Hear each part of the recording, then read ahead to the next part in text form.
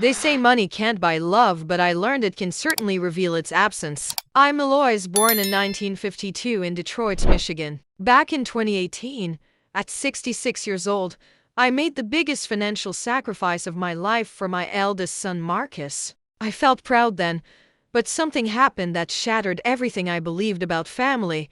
Today, at 72 and sitting in my cozy apartment that I now truly own, I'm finally sharing this because every parent needs to hear what ungrateful children are capable of. If you're listening, drop your location below and hit that subscribe button. You'll want to follow this journey to the end. It started with love, like all the worst stories do. Marcus was my firstborn, my golden child who could do no wrong in my eyes. When he graduated college in 2017 with his business degree, I was bursting with pride. He landed a decent job at a marketing firm, but the salary wasn't enough for the lifestyle he craved. He'd always been drawn to luxury, expensive clothes, fancy restaurants, the kind of car that turned heads. I understood that hunger. I'd grown up poor and wanted better for my children.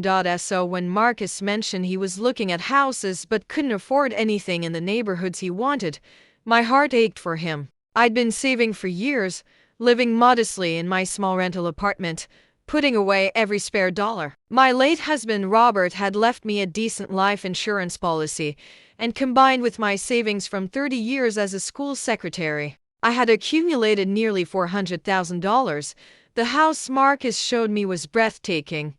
A 4-bedroom colonial in Bloomfield Hills with marble countertops, hardwood floors, and a 3-car garage. The asking price was $380,000. I remember standing in that grand foyer, watching Marcus's eyes light up as he described where he'd put his furniture, how he'd entertain clients there. My maternal instincts kicked in hard. "Mom, I just need help with the down payment," he said, but I could see the longing in his face. This wasn't just about a house. This was about his dreams, his future success. Without hesitation, I made a decision that would haunt me for years. "No, son," I said, watching his face fall. "I'm buying this house for you, outright. It's my gift." The shock on his face was worth every penny I thought I was spending on love. We closed on the house 3 weeks later, and I handed him the keys with tears in my eyes. Marcus hugged me tight that day, calling me the best mother in the world. I felt like I'd won the lottery of motherhood. For the first few years, everything seemed perfect. Marcus thrived in his beautiful home, got promoted twice, and even started dating a lovely woman named Jennifer. He'd invite me over for Sunday dinners, showing off his latest renovations and improvements. I'd paid for the house, but he was making it his own, and I was proud of that independence. But life has a way of testing the foundations we think are solid. In early 2021, the pandemic hit my finances hard. My part-time job at the local library was eliminated, and my small pension wasn't enough to cover my rising rent. My landlord, sensing my vulnerability, raised my rent by 40%. At 69, I found myself facing homelessness for the first time in my life. I swallowed my pride and called Marcus. Surely the son I'd given a house to would help his mother in her time of need. "Marcus, honey, I'm in a bit of trouble with my rent," I began carefully. "I was wondering if I could stay with you for just a few months while I figure things out. You have all those extra bedrooms, and I promise I won't be any trouble." The silence on the other end of the phone stretched so long I thought the call had dropped. "Mom," he finally said, his voice cold in a way I'd never heard before. "I can't just have you living here for free. This is my home now, and I have expenses. If you want to stay here, you'll need to pay rent like any other tenant." My heart stopped. "Rent? Marcus, I bought you this house. I gave you that was years ago, Mom. Things are different now. I've put a lot of money into this place, and I can't afford to support you. The market rate for a room here would be $800 a month, plus utilities. Take it or leave it. $800. More than half of my monthly pension. For a room in the house I'd bought him with my life savings." I felt something crack inside my chest, but I kept my voice steady. "Okay, son. If that's what you need, I'll pay it." I moved into the smallest bedroom in my former gift to my son, the one overlooking the garbage bins. Every month, I handed Marcus $800 plus my share of utilities, watching my meager savings dwindle. He treated me like a tenant. No, worse than a tenant. He'd leave passive-aggressive notes about my dishes in the sink, complain if I used too much hot water, and made it clear I was an inconvenience in his life. But I'm not just any tenant. And I'm certainly not just any mother. I started keeping records of everything, every cruel comment, every unreasonable demand, every reminder that I was unwelcome in the house I'd purchased. I documented it all because something deep in my gut told me this story wasn't over. What Marcus didn't know was that when I'd bought that house, I'd made one small but crucial decision that would change everything. The months dragged on like a slow torture. Marcus's girlfriend Jennifer had moved in by spring 2022, and suddenly I was paying rent to live in a house where I was treated like an unwelcome stranger. They'd have dinner parties in the dining room I'd dreamed of, while I ate microwaved meals, alone in my tiny bedroom. The worst part wasn't the money, it was watching my son's complete transformation into someone I didn't recognize. Eloise, he'd call me now, not Mom. Eloise, your rent is 3 days late. Eloise, you left a coffee mug in the sink. Eloise, we need to talk about your shower time. You're using too much hot water. Each word felt like a slap, but I documented every interaction in a small notebook I kept hidden in my dresser drawer. The breaking point came during Thanksgiving 2022. My younger daughter Sarah called, wanting to visit for the holiday. Sarah had always been the difficult child in Marcus's eyes. She'd struggled with addiction in her 20s, worked blue-collar jobs, and never achieved the success Marcus flaunted. But she'd been clean for 5 years and was working as a certified nursing assistant, helping elderly patients with genuine compassion. Absolutely not, Marcus said when I asked if Sarah could join us for dinner. I'm not having that loser in my house. She'll probably steal something or show up high. This is a respectable home now, Marcus. She's your sister. She's been clean for years, and she just wants to see family. My house, my rules.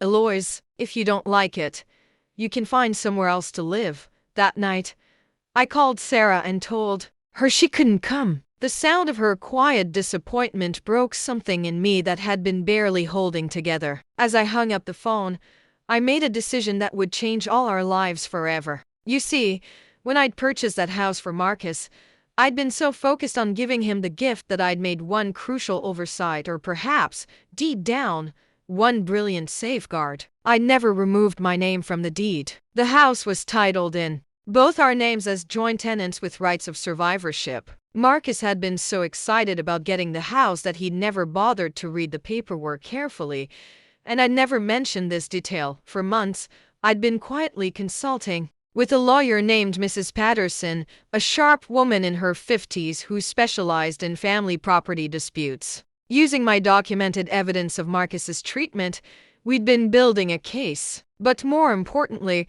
we'd been exploring my legal options as a co-owner of the property. Mrs. Johnson, she'd told me during our last meeting, since you're on the deed, you have every right to transfer your ownership interest to whomever you choose. Your son cannot stop you.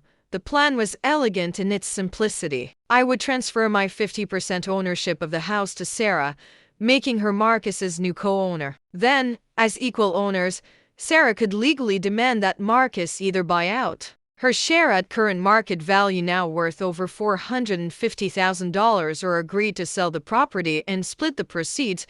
On a cold February morning in 2023, I executed the transfer. Sarah was shocked when I called her with the news. Mom, are you sure about this? Marcus is going to lose his mind. Honey, that house was bought with love, but it's been poisoned by greed. It's time for some justice. The look on Marcus's face when the certified letter arrived was something I'll treasure forever. He stormed into my room, waving the legal documents. What the hell is this, Eloise? You can't just give away half of my house. It was never just your house, Marcus. Check the original deed. I've been a co-owner this entire time. His face went through a spectrum of emotions: confusion, realization, then pure rage. You manipulative old witch. I'll fight this in court. With what money? I asked calmly. Sarah's offering you two options. Buy out her half for $225,000, or sell the house and split the proceeds. You have 30 days to decide. Marcus couldn't afford to buy out Sarah's share, and he knew it. His salary, while decent, couldn't secure a loan for that amount, especially with his existing debts. The house went on the market 3 weeks later, but the real satisfaction came from watching the community's reaction. Word spread quickly through Bloomfield Hills about the ungrateful son who'd charged his elderly mother rent to live in the house she'd bought him. The story made it to local social media groups, and Marcus became a pariah overnight. His co-workers heard about it. His neighbors whispered. Jennifer left him, disgusted by what she'd learned about his character. The house sold for $460,000. After fees and commissions, Sarah and I each received about $200,000. Marcus walked away with nothing: no house, no girlfriend, no reputation, and no relationship with his family. I used my share to buy a lovely 2-bedroom condo where Sarah visits every Sunday for dinner. Marcus? Last I heard, he was renting a studio apartment across town and had been passed over for his latest promotion. Apparently, his company values integrity in their leadership positions.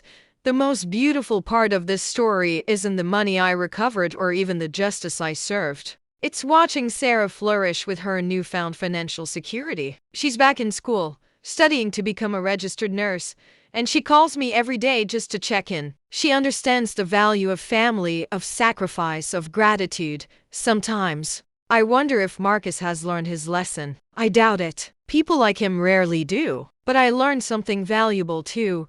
Never give so much of yourself that you forget your own worth. Love shouldn't cost you your dignity, and generosity shouldn't be repaid with cruelty. If this story resonates with you, hit that like button and subscribe for more tales of justice served cold. Share this with anyone who's ever been taken advantage of by family. Sometimes the people who should protect us are the ones we need protection from. Drop a comment below about your own experiences with ungrateful family members. Remember, you taught them how to treat you, and you can teach them differently.